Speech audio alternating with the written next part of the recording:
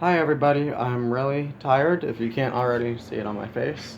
But I said I was going to make a video, so despite my reluctancy to, here I am, recording. Hello.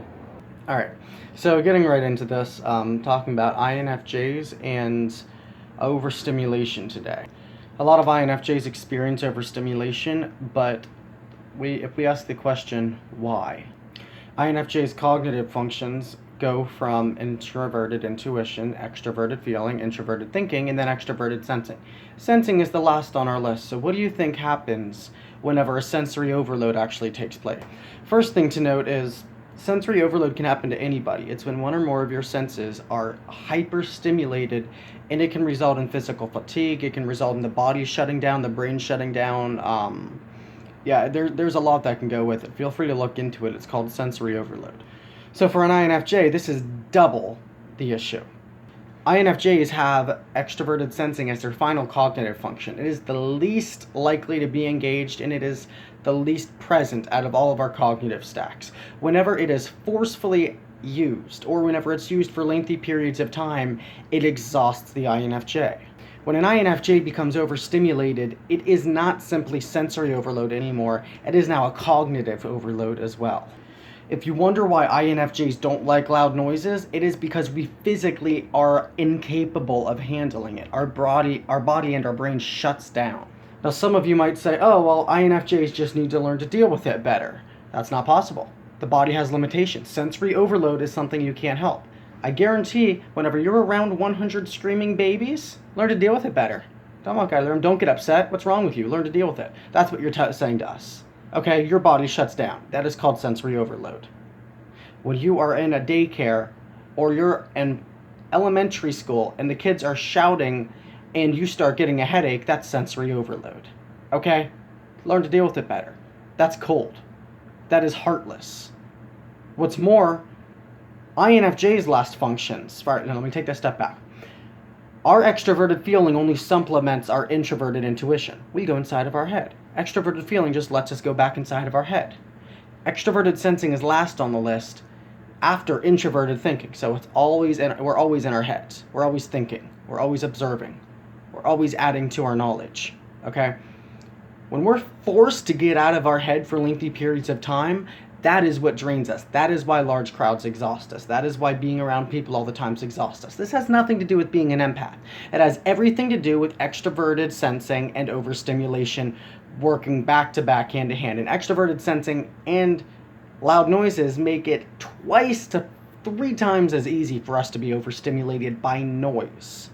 Not by crowds, but by noise. But engaging in extroverted sensing means we'll burn out. Large crowds exhaust us. Social events exhaust us. Networking events exhaust us. Loud music exhausts us. Being around people all the time exhausts us. Listening to people talk all the time exhausts us. INFJs can't help this. Period. I don't care who you are. I don't care what your mindset is. If you're not an INFJ, then don't even bother trying to say, well, there's a solution. There's not a solution. The only solution is to give us our alone time. That's why we need it. Okay? We are the most extroverted, introverted personality type, yes. But that means absolutely nothing if we don't even have the energy to speak. If we're overstimulated and shutting down, the only thing you can do is take your INFJ friend who can't even think straight. They're stumbling over their words. They can't even find the right words. They're just angry and frustrated. If you're an INFJ's friend and you see this happening, and you know that you are in a public place, or you know you're around large crowds, maybe you're in an arcade or a movie theater and someone just screamed in their ear, take them away. Because their extroverted feeling is kicking in. They don't want to upset anyone. They don't want to be an inconvenience. I don't want to make things difficult for other people, so they try to be kind to their own destruction. If you're an INFJ's friend, get them out of that environment. They'll feel safe with you in the moment because they're already vulnerable and they know it. And if they know that you know what they need, they will trust you. And that will help us grow as people, and it will help us to feel satisfied and connected with you. All right, so for all of you non-INFJs out there, overstimulation and extroverted sensing go hand in hand for an INFJ. So when they say, I'm exhausted, I need to be alone, after 1 hour, don't be hard on them. They can't help it. We can't help it. All right, our body has limitations. It's just that simple. It's not like we want to be an inconvenience, but we just can't do it all the time. We can't be around high-strung, high-energy people like ENFJs all the time. It just doesn't work. We can't be around ENFPs all the time. It just doesn't work. Okay, now, don't get me wrong. ENFPs have extroverted intuition, and they understand some of what it's like to just be exhausted and need to be alone. They kind of get it, and that's good, and we need that.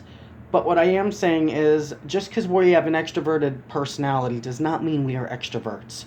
We are the most introverted personality type, and we are the most extroverted simultaneously. So when we're the life of the party, and believe me, we can be the life of the party. When we're the life of the party for 30 minutes, and then we just stop talking, and you see us distance ourselves from the crowd, we have to. It's normal. Alright, so, yeah, hope you liked the video. I'm always getting thumbs down. I'm just straight to the point. A lot of people just can't take, they can't take it whenever I'm just straight to the point. They're like, no, sugarcoat it, no, be more gentle. And do what? Lead to misunderstandings and make life worse for INFJs and other people? Well, why did he teach me that? He could have been more clear. Criticism, whatever I say. You're too gentle. I didn't understand what you were saying. You're too straightforward. You're mean. You weren't clear on this topic. Why do you have to be so arrogant? Why do you have to talk down to me? Why couldn't you speak on my level? Like, some people just never stop complaining. They're just bigots. Doesn't matter what you say. Doesn't matter what you do. You didn't make this video to tailored to my liking. Dislike. So drop a like if you like the video, and I'll see you all next time. God bless you. Keep your eyes on the prize. Run towards your dreams and never stop for anyone.